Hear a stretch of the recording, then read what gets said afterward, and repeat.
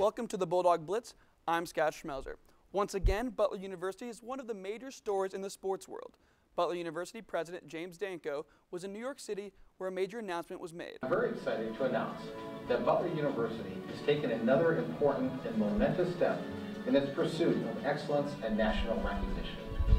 We have accepted an invitation to join the Big East Athletic Conference. We will have more about Butler's move to the Big East later in the show. For now, I'm joined by two members of a team that is lesser talked about on campus, the Butler women's golf team. I'm joined by senior Julia Porter and sophomore Jenna Peters, two of the studs on the ladies golf team. Thank you for joining us on the Blitz today. Thanks. They are in the middle of their season, more or less, so I'm glad they made a little time to meet with us. Let's start off with you, Jenna, since it's probably more fresh in your mind. What was it about the recruiting process that made you want to come play at Butler? Since you're from Wisconsin, how did you want to come to Butler to play golf? Well, when I was little, I always wanted to go to Florida, and I wanted a warm climate. And then I decided further on that I don't want to move that south. So Butler was a good mixture of warmth and like cold, because we do get snow, and I'm used to that in Wisconsin. And also we get to play outside in February, so that was a big bonus for Butler. And also just academic-wise, Butler was really on the top of my school choices, so I really enjoyed that. And Julia, you're a senior, so it's been a few years removed from that process, but what was it about Butler golf that drew you to the program? Well, I came here a few times, got to go to a basketball game at Hinkle, so that was a big factor for me. I wanted to go somewhere where I could watch a good college basketball game. And I also liked the physician assisting program here. And although my major has changed since then, I'm still really happy with the choice that I made. Butler's a great fit. Excellent. Well, after the big announcement today, soon you'll be Big East golfers. But for the meantime, and what a lot of our viewers might not know, is that you're actually not in the Atlantic 10. You're in the MAAC, the Metro Atlantic Athletic Conference. How has it been like moving to a new conference this year, playing new competition? How has your season sort of got off to a start? Well, actually, our season hasn't really changed that much, because we already had a lot of our tournament schedule figured out before the change happened. I think the biggest change was we had to get new uniforms. Yeah, and also last year in the Horizon League, so we played all like Green Bay and all those kind of schools, and now we're in a different conference, so we go to a different place in Florida and play against the MAAC teams there. I noticed that over the spring break period, you had a couple of good finishes. You finished first over in the Bulldog Florida Invitational in Jacksonville, about middle of the pack, a little ahead in the Benbow Invitational in Jacksonville as well. How did you feel like your performances were in the Invitational? What can you improve on going forward? Well, She played pretty individually wise, in the Benbow Invitational, I actually tied for first and got third in a playoff. And then also in the second tournament that we played in, I finished first. So I think that was a really big boost of confidence for my golf wise. And then also for the team, I think we can really accomplish really big goals this year, and I have a feeling we're going to do well in the MAAC tournament. So. And you, Julia? It was tough down there getting used to, it's different grass down in Florida. The ball lies a little differently. It comes off the club face differently. It was definitely hard to get used to that. But I feel like we had a really great off season in terms of our workout down at Hinkle. I felt like we were all really in shape for the season. Golfers do have to be in shape. It's, some people might not realize that, but I think we were prepared. But we definitely have a lot of room to improve, and we have goals that we want to accomplish, definitely. So what is that like with I'd say it's a pretty extended winter. How is that affecting your preparation for the upcoming schedule, since it is so cold and windy while you're practicing? Well, I mean, like today, I just went to practice, and it was pretty cold, and this coming Monday and Tuesday, we're going to have to play in pretty cold conditions. So we have to get used to those kind of things. But also at the same time, we will be playing in warmth, so we kind of have to adjust between winter conditions and spring conditions too. You kind of have to adjust your goals. Yeah. You have to go out there and realize that, par might not be the goal that day, that the field's going to be shooting a little higher. So that's something we'll recognize next week, but we still want to stay ahead of the pack, definitely. And Julia, specifically for you, I know the team is mainly composed of freshmen and sophomores. You've got a junior, and then you and another senior. So how has that changed your role as a leader for the rest of the girls at all? And I mean, maybe Jenna can touch on how you've influenced her, I guess. Well, the underclassmen have been great. Our sophomores are definitely a huge key component. You guys, they've started every tournament since they've been here. They were great recruits. We were really excited that they were coming when we found out that they chose Butler. So it's definitely a team effort. We're very focused. I feel like when we get to the course, it doesn't. I don't have to tell them to get going. They get going on their own. So it's definitely a great team. We're really intrinsic, I feel like, when it comes to our goals. Yeah, Julie's really stepped it up in leadership, and also Allie Aarons, the other senior, has too. Even when we get to the golf course, we even do before round workouts, which she kind of focuses on, and it's really actually get your body moving for the upcoming 18 holes that you're about to play. And just the leadership that they've brought to the team this year has been really great. And then for you, Jenna, specifically, you were an All-Horizon League player last year as a freshman. So what do you have to do to continue that? I mean, I know that you had a good performance over break. So what are you going to do to get back to that level? And maybe, I don't know if you know much about Michelle Nash's career here, but, get to a Michelle Nash type level at Butler. I've set some goals during the off season, and I just said, go out there, perform your best. If you're not better than all the other people, it's fine.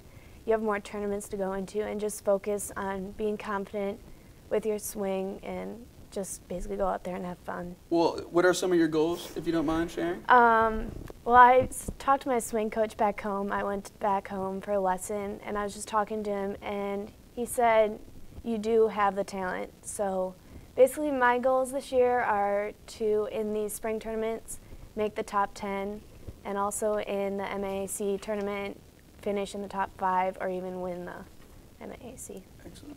What is it? How has Coach Mattingly been for you guys? I mean, he's been here since '07. He's had quite a bit of success as far as Butler women's golf goes.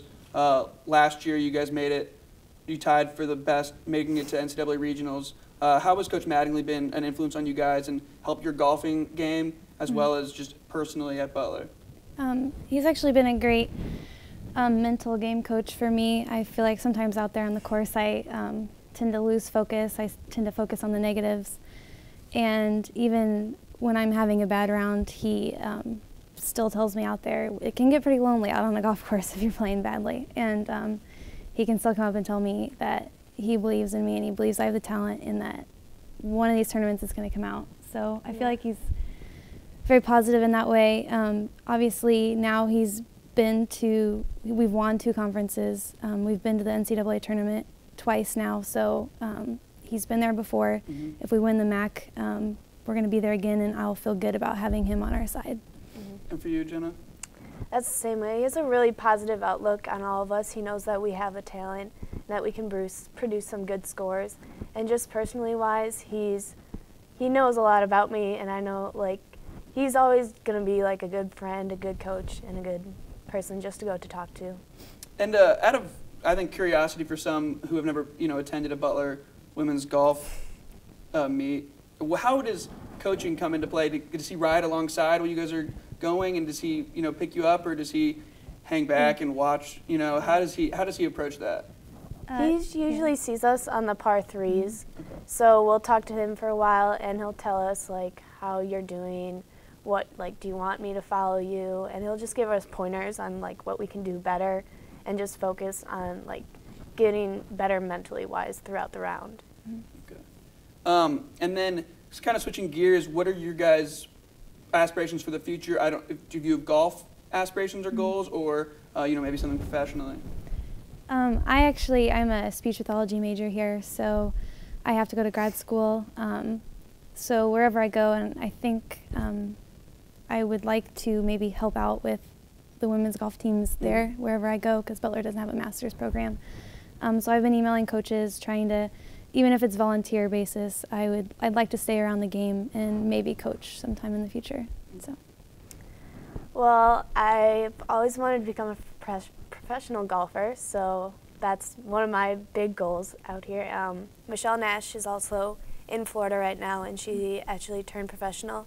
So she's playing on some mini tours out there, and I just feel like that'd be a good way for me to get in the golf game in my future and hopefully inspire little kids.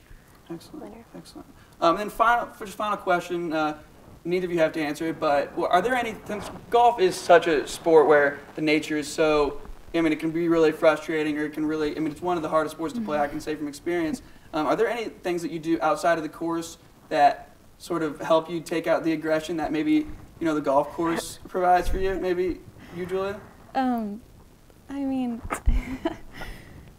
working out, I feel like, is a good way to get some of the stress out from, the course. Like I said, it can be a lonely place out there and stressful. And I think that especially if I have a bad round, like in Jacksonville, a couple of the bad rounds I had, I went out to the beach and ran, and it just helped de-stress, definitely. Excellent. Yeah, that's the same thing too. I went out in Jacksonville and ran a bit on the beach. I did play a good round, but just to get out there and like focus on other things besides golf definitely helps. And I mean, we have an intramural golf team, basketball, so basketball is another way that we can get our stress out too. Well, thank you both so much, and good luck with the rest of your season and conference season. And hopefully more people will start watching and paying attention to your guys' success, because I'm sure you will have it. But that's all the time we have for this interview. But for the Bulldog Blitz, I'm Scott Schmelzer. Coming up in segment 2, the way we watch sports is changing at a rapid pace. Colin Likas talks with a Butler alum who has been leading the nation in that technological charge.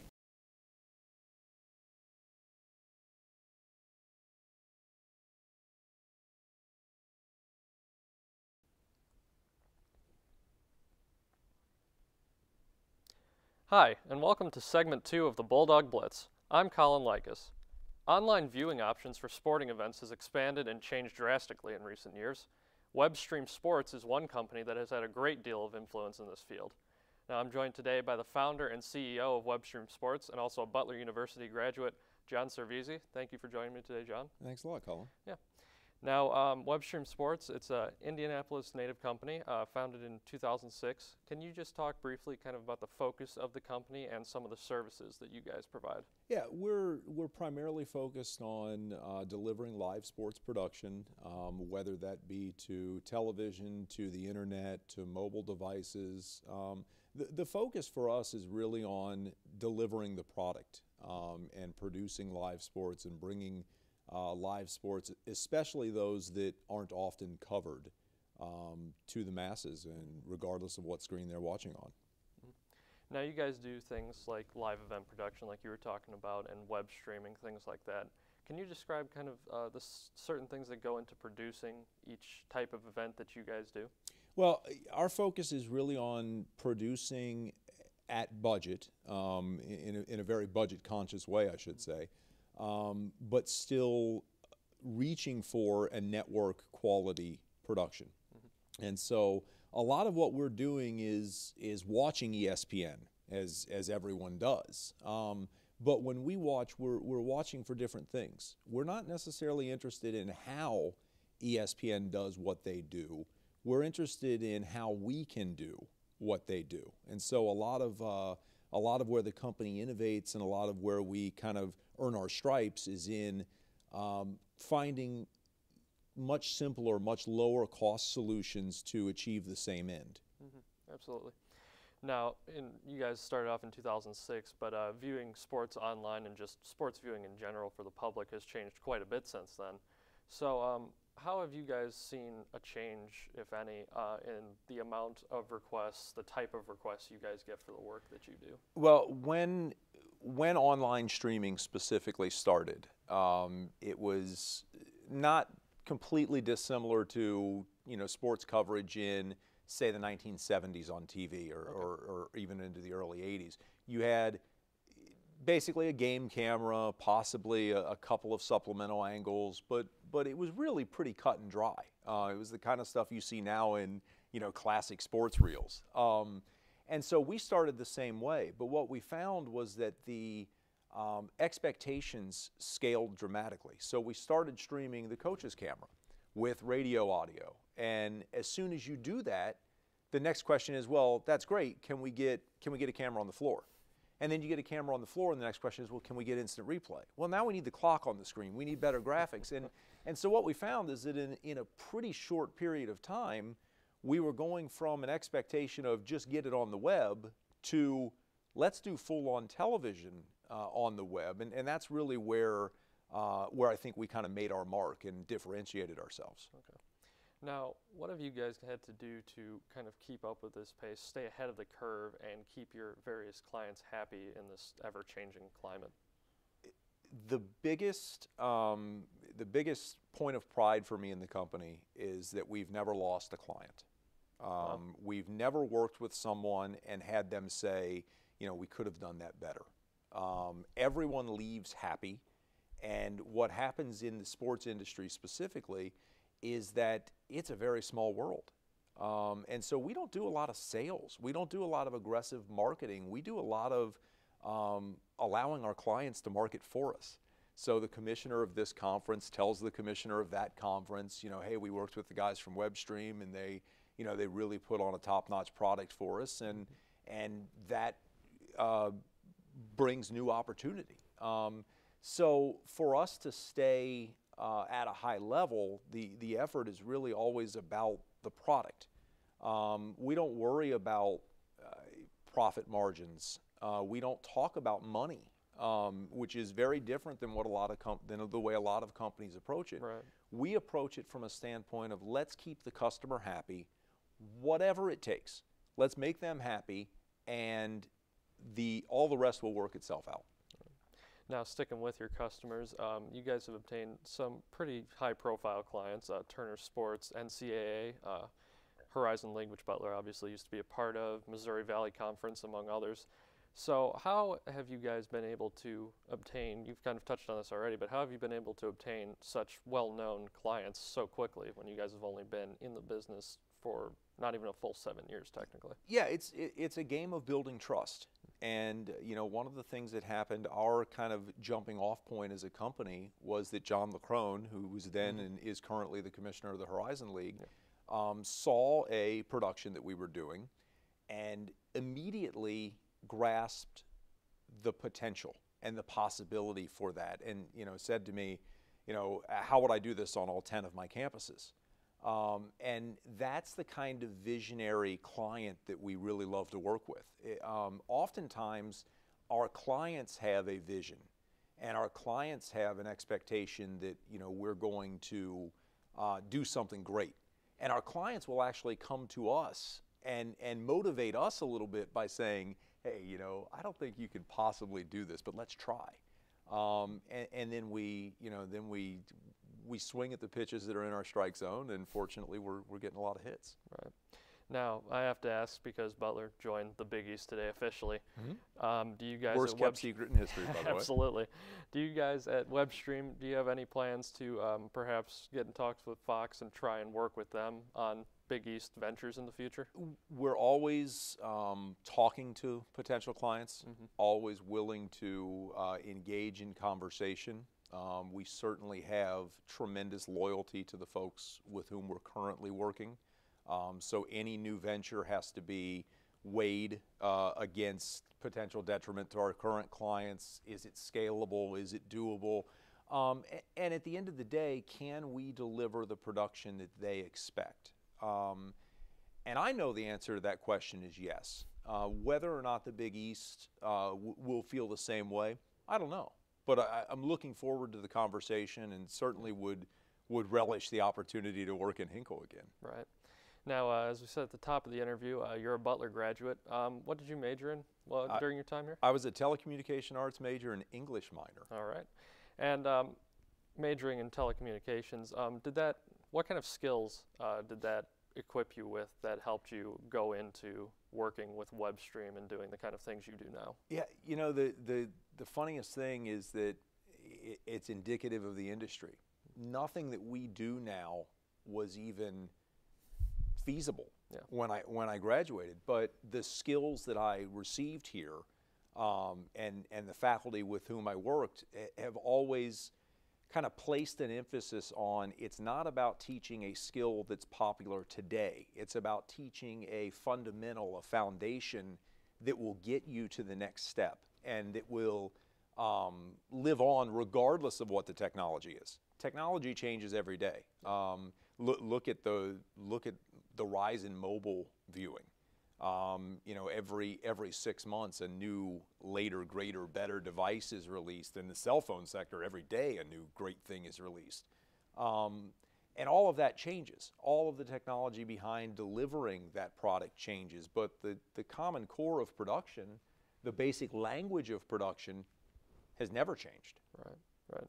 Now, as the founder and CEO of WebStream, it's a private company, smaller private company out of Indianapolis. So what is the easiest way?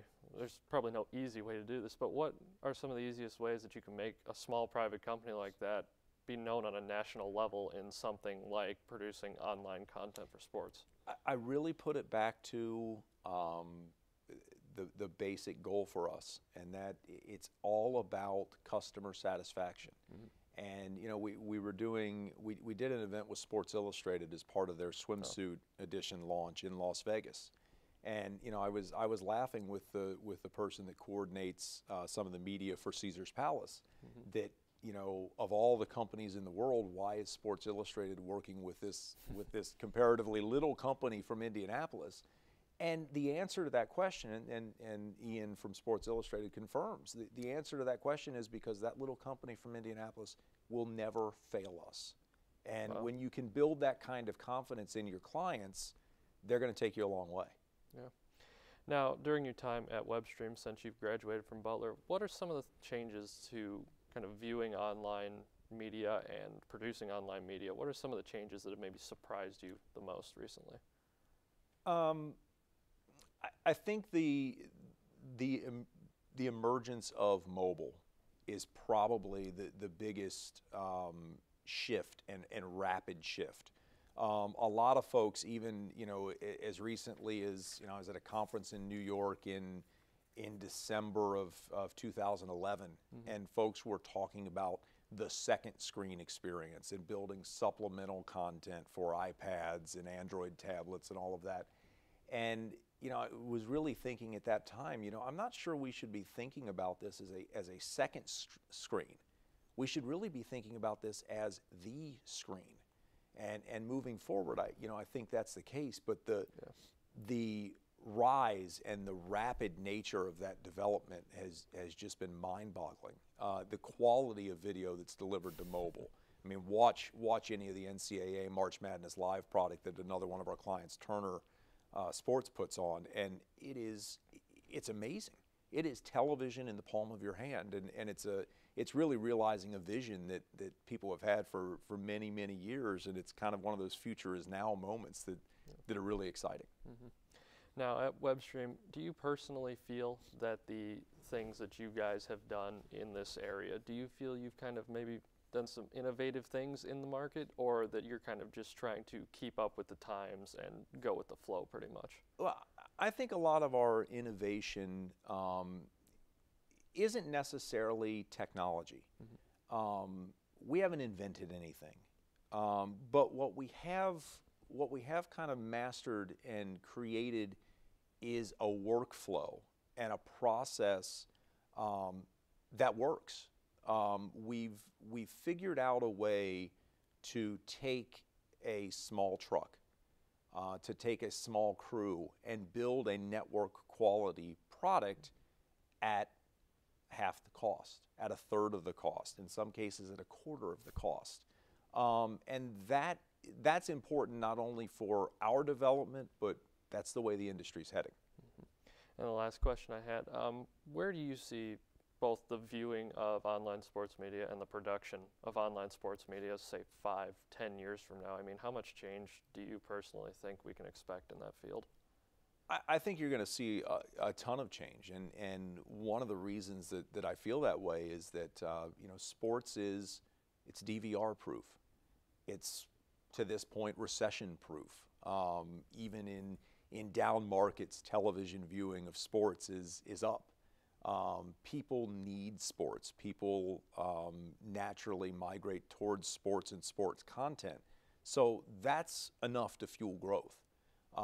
Then you start to look at, this new looming battle, the Big East that you mentioned announces with Fox Sports 1 today. There's now competition. Mm-hmm. Fox Sports 1 takes to Twitter and says, ESPN, NBC, game on. You know, they're throwing down a gauntlet to say, look, we're coming at you, Bristol, and that's good for everybody. You know, that's going to be a lot of fun, and there's going to be a lot of opportunity for us and for others moving forward. The most awesome thing about business in terms of business as sport, and it's a Mark Cuban thing, but you know, you look at it every day and you realize that every day you wake up, somebody else somewhere in the world is waking up with the goal of kicking your butt. Yeah. And boy, that's a lot of fun. That's a lot of fun. Right. Well, that's all the time we have. I want to thank you very much for joining us, John, sharing your insights. I really appreciate it. Okay. On segment 3 of the Blitz, Scott Schmelzer and I will recap today's historic announcement about Butler sports, plus look at other changes in Butler's athletics department. For the Bulldog Blitz, I'm Colin Likas.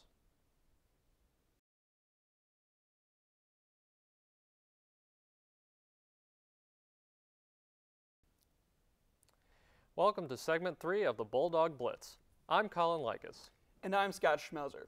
In case you missed it at the top of our show, let's take another look at the big news concerning Butler sports, which came from New York City today. I'm very excited to announce that Butler University has taken another important and momentous step in its pursuit of excellence and national recognition. We have accepted an invitation to join the Big East Athletic Conference. Butler President James Danko says Butler will join the Big East this July, along with Xavier and Creighton. Danko believes this move will enhance Butler's national reputation in athletics and academics. The conference change is far from the only thing happening around Hinkle Fieldhouse. A trio of former associate athletic directors has left Hinkle for different opportunities. Tom Crowley dealt with Butler's internal operations.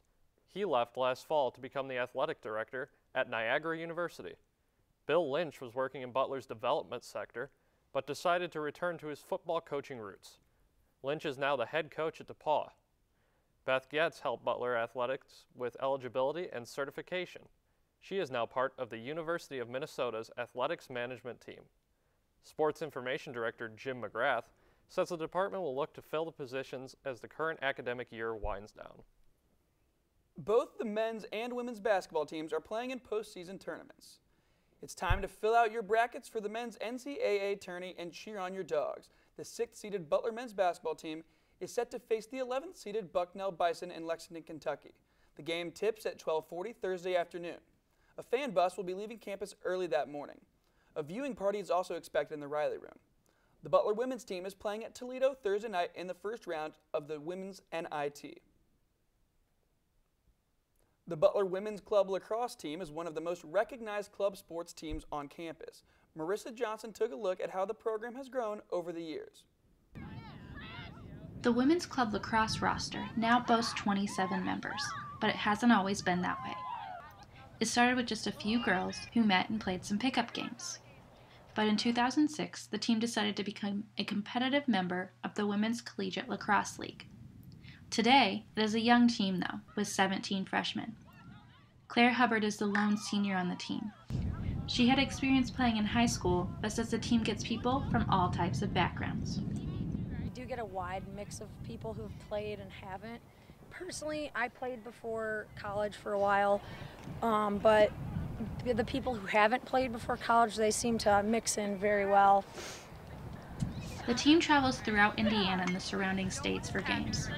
Butler plays schools like Indiana and Xavier, and often has varsity teams asked to schedule them.